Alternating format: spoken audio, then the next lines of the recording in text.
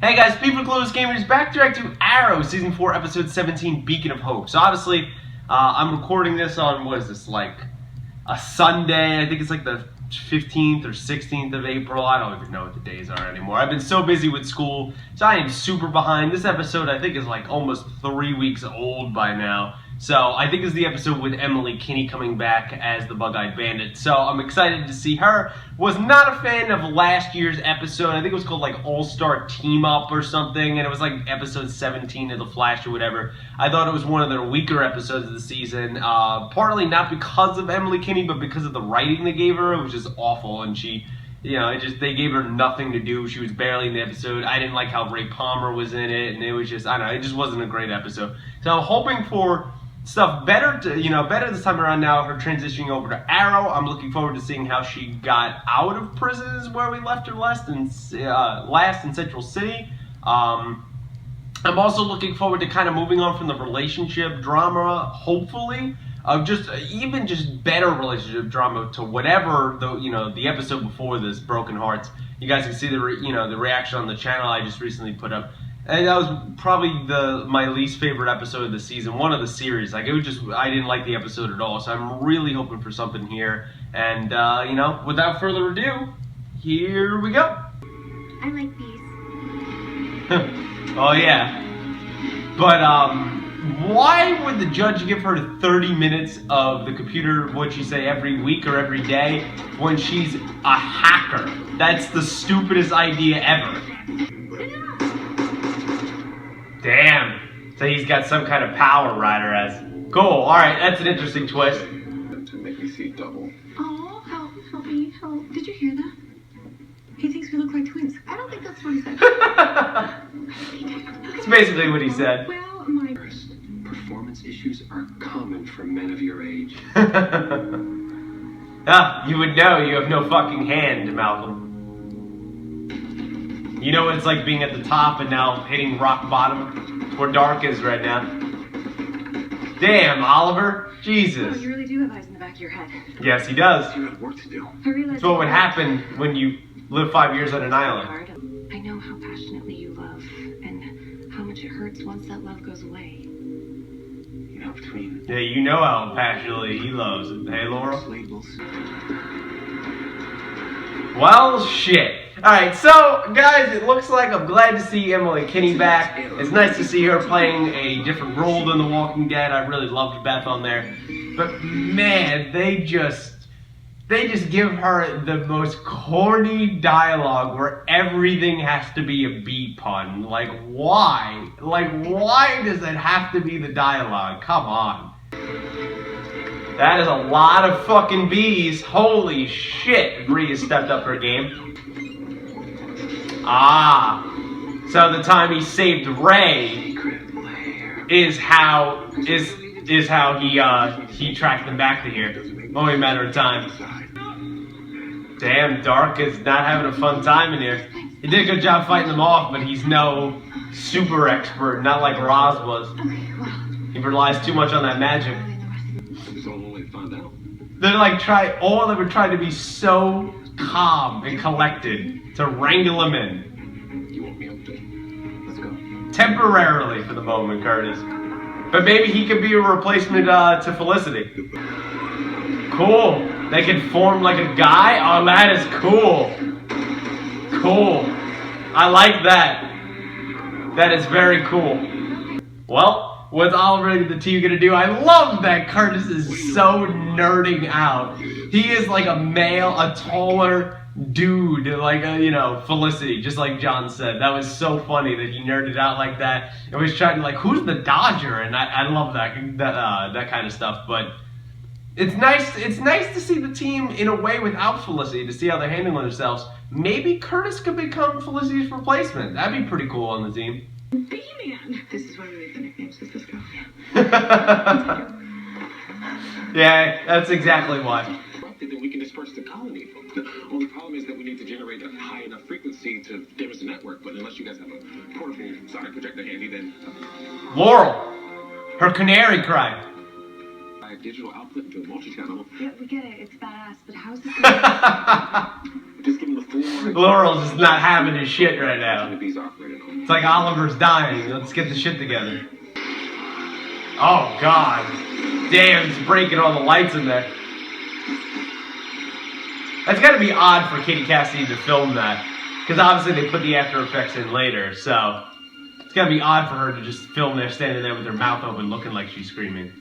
But that was pretty badass, Laurel. It broke his glasses. That was pretty fucking awesome, I'll give her that. Laurel having more of a presence here. It's nice. Holy fuck, man. Ryder is literally becoming a god, bro. We haven't even seen Dark do that. Holy fuck. Now give me the damn. Ah, she's sick. That's why she wants the thing. She's sick. That's embarrassing. There you go, Laurel. Give him some good advice. Maybe one day they could get back together. Just like they were supposed to. I mean, if her fucking name in the show means anything comic book wise. I usually frown upon walk-ins, but how can I help? Guards are coming. Computer code. You never forget the hacker who sent you to prison. Ah, there you go. So she figured it out that it was Felicity that was on Team Flash there. That was, you know, her quote-unquote rival, her nemesis, as Felicity called it. So, looks like Bree's going to try to take revenge, and then, you know, Oliver and the team's going to come in and stop it, but we'll see.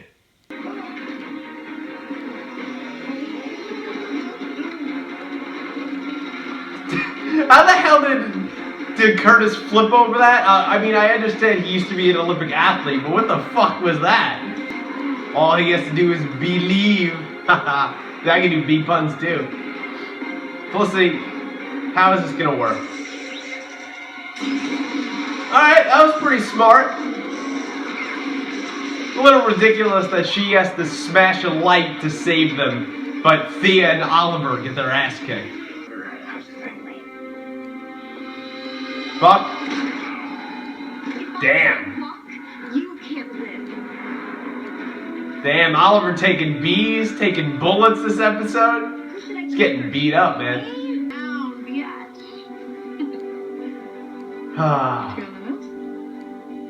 Very on the nose, Felicity and Arrow writers. Come on. And I'm assuming Bree is not dead. I don't think they just straight up killed her for Curtis's first time on the team. He kills someone. She's a Sterling General, overdosed on toxins from the bee and is in some sort of a coma. More importantly, she's no longer holding a dozen innocent hostages. Well, that sucks. That's both comforting and horrifying at the same time. Yeah, you put her in a coma. Jesus Christ. I was never in it for that. Not ever. You in it actually originally for Mr. Steele. Or that beacon of hope you speak of. So come back. Nope. You join the team. Nah, stay where you are. I think I figured out another way. Stay where you are. It's actually that. Okay, good idea. Use the company actually for something other than, you know, funding Team Arrow. For Mr. Diggle.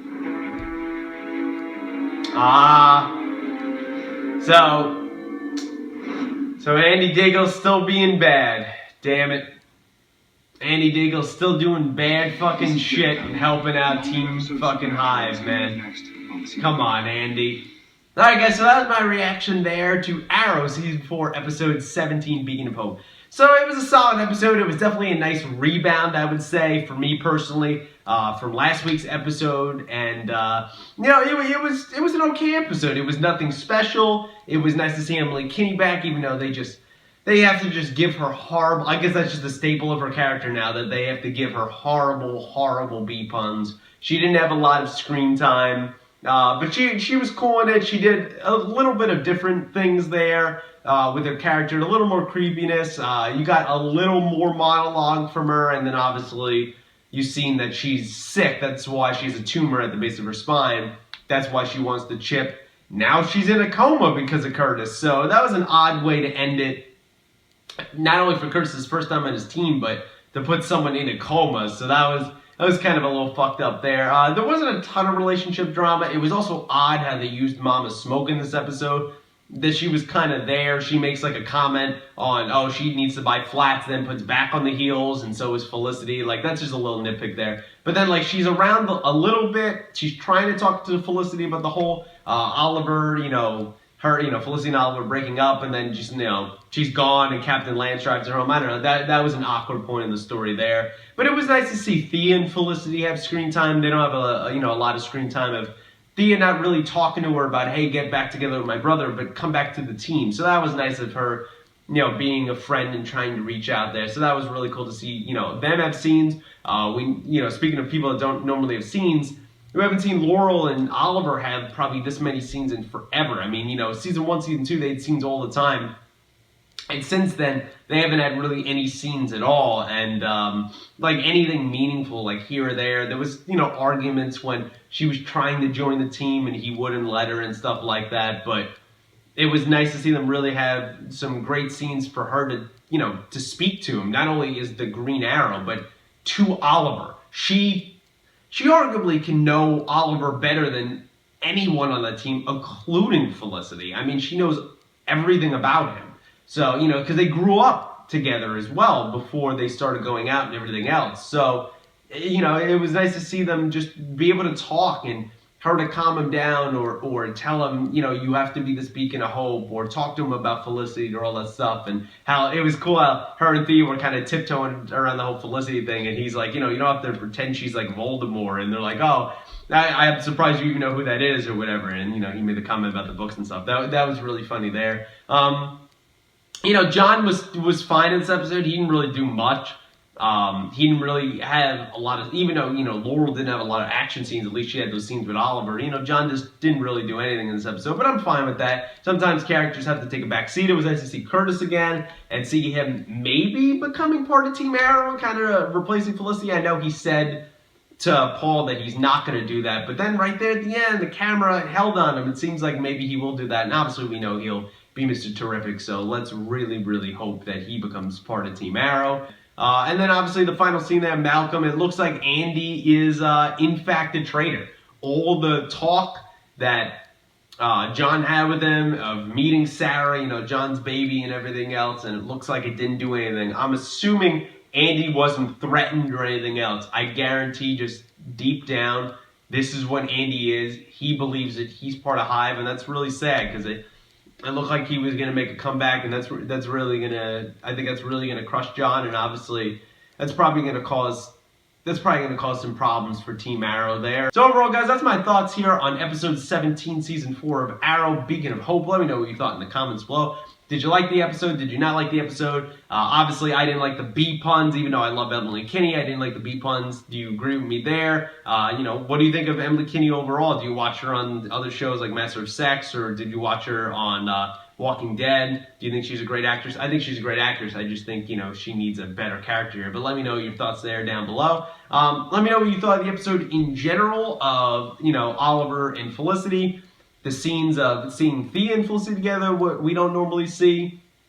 Seeing Oliver with Curtis and Curtis in Team Arrow. Great scenes between Laurel and Oliver. Did you like any of that stuff? Let me know down below. I really like when characters that don't have a lot of screen time this season really get it. So I really enjoy that. So let me know what you thought of those scenes down below. And let me know overall what you think is going to be in store for next week, which obviously I'm behind. But let me know what you think is going to happen in the episode. No spoilers, please.